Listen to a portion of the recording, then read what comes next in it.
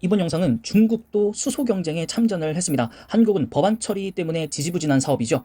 자, 최근 중국까지 수소 산업에 시동을 거는 등 전 세계에서 수소가 미래 먹거리로 떠오르고 있습니다. 수소를 국가 전력 기술로 세우겠다라는 윤석열 대통령 당선인의 공약으로서 수소 개정안에 대한 과정 통과 속도가 붙을지도 기대를 걸고 있습니다. 자, 원래 이렇지 않았더라도 6월, 7월 넘어가는 하반기 중에는 수소 경제 로드맵 2.0이 통과가 될 것이다. 혹은 이제 나머지 개정안들에 대해서도 좀 수정 사항들이 통과가 될 것이다라는 얘기들이 많았는데요. 이게 조금 더 가속화된다는 얘기겠죠. 자, 특히 수소 관련법안은 한 10건 정도가 현재 상정되어 있다고 합니다.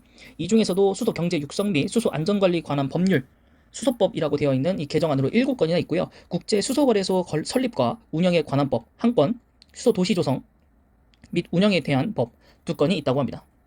자, 청정수소 인증 제도를 도입하고요. 전기 사업자에게 청정수소 사용의 의무를 부과해서 수소 산업을 키우는 내용이 담겨 있는 것이 주요 골자라고 하고 있습니다.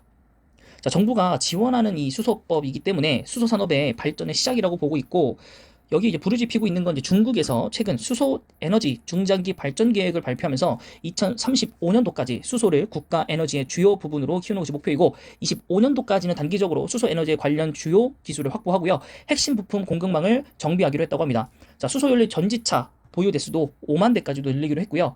이것을 이제 자동차 업계에서도 이쪽을 유심히 보고 있다고 합니다. 첫 번째는 BMW에서 최근 2020년 중반 이후부터 수소 연료전지 비중을 높인다라고 얘기를 했고요.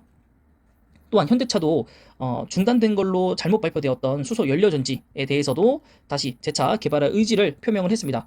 그다음에 수소 탱크, 그다음에 수소 충전소를 사업 목적으로 추가한 롯데케미칼, 또한 석유 사업 업계에서도 수소를 새 먹거리로 삼고 있습니다. 그래서 롯데케미칼도 제가 여러 번 종목으로서 다뤄드렸었습니다. 자, 그리고 수소 생산 기술을 포함하고 있고요. 그 다음에 수소 관련 설비 투자를 확대한다는 공약을 내놨습니다. 그리고 원전과 연계를 하는 것도 얘기를 내놨었죠. 그래서 그 원전 관련주들이 먼저 갔었고, 그 이후에 지금 잠깐 다시 또 표류 중인 것으로 보이고 있습니다.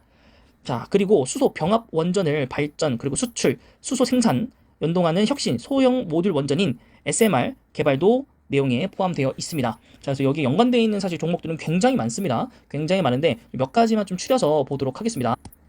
자, 첫 번째는 현대차고요. 자, 현대차가 이제 어느새 성큼성큼 올라와서 18만 원대를 마킹을 했습니다. 자, 그래서 주봉상으로 보더라도 완연하게 턴어라운드를 한 시점으로 좀 보이고 있고요. 월봉으로 봤었을 때도 아직은 턴어라운드가 보이진 않았지만 4월 달에도 상승을 유지를 한다면 요게 이제 V자 반등으로 해서 요 구간까지는 무난하게 올라올 것 같고, 이 구간을 따지자면 24만 원 정도 구간이지 않을까 싶습니다. 요 정도 구간이면 24만 원 정도. 아, 여기가 24만 원이 안 되네요. 여기가 24만 원이면 여기가 얼마죠?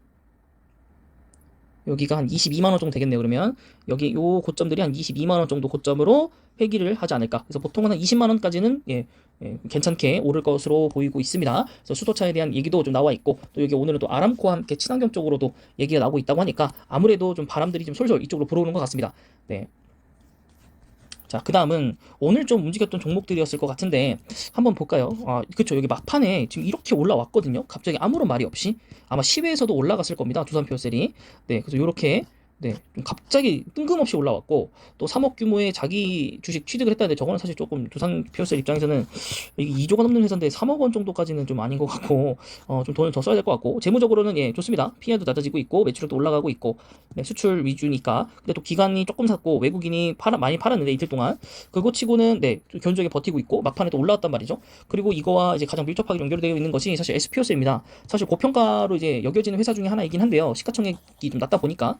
자, 근데 여기서 오늘 이상한 흐름이 갑자기 한 3시부터 팍 하고 올라갔고, 이게 지금 시외에서도 한 350원 정도, 250원 정도까지 올라왔거든요. 그래서 최종적으로는 한 5.5% 정도 올라오는 네, 그런 상황으로 지금 변경이 됐고요. 그래서 일봉상으로 봤을 때 갑자기 뚫고 나오면서 이 전고점들이라고 할 수 있을까요? 네, 이 전고점들을 지금 거의 위협하는 수준의 가격대로 왔고, 이것을 과연 이어받아서 튀어 올라갈 것인가에 대해서도 좀 의문이 좀 있어요. 여기서도 보면 지금 굉장히 중요한 자리거든요.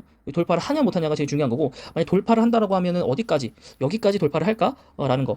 대부분 이제 투자하신 분들은 알겠지만은 사실 요때 투자하신 분들 많기 때문에 아직도 평단이 요 근처에 있을 거예요. 혹은 요 위에 있으실 거고.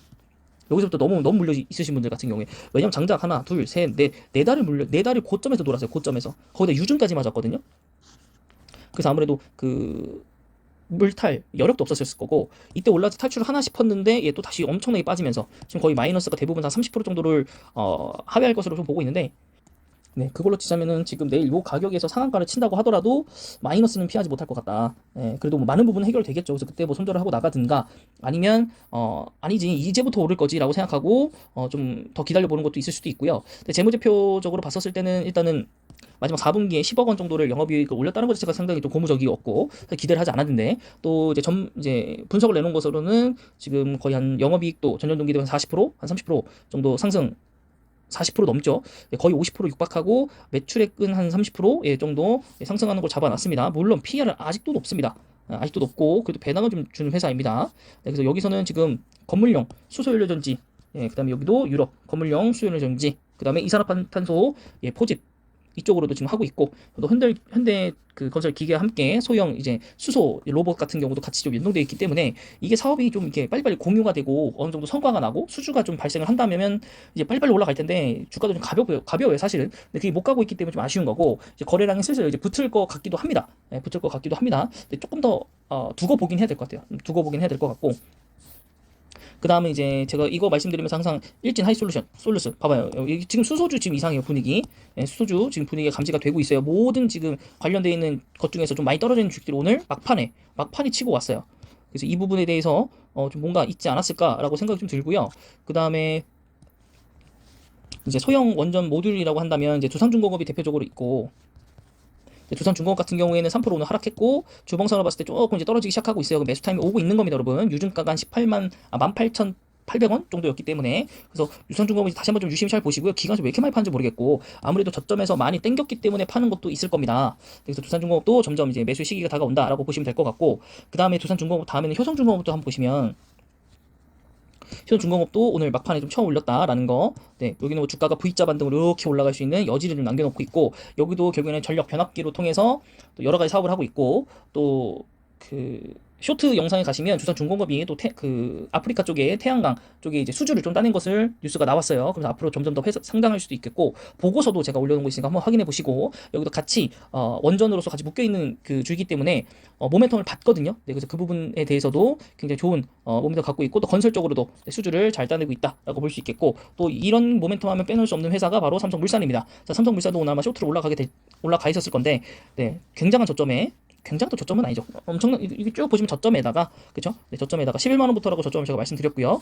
네, 여러 가지 사업을 하고 있어요. 패션 부분, 건설, 바이오, 그 다음에 뭡니까? 아까 방금 말씀드렸던 소형 원전 모듈, 그래서 뉴스케일 파워에 투자가 되어 있는 회사이고, 또 수주를 같이 하고 있고, 실제적으로.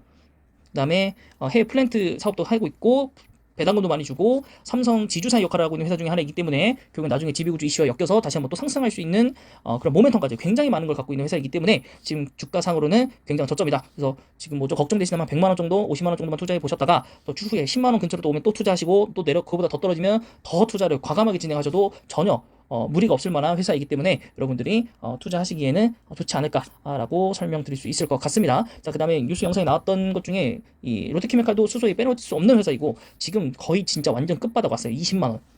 오늘 20만원 깼었거든요. 네, 그래서 20만원 밑으로 내려갔고 완전 바닥이에요. 진짜 완전 찐바닥이고, 여러분. 정말 돈 있으신 분들은 진짜 돈 싸들고 가서 진짜 그냥 다 매수해야 됩니다, 이거.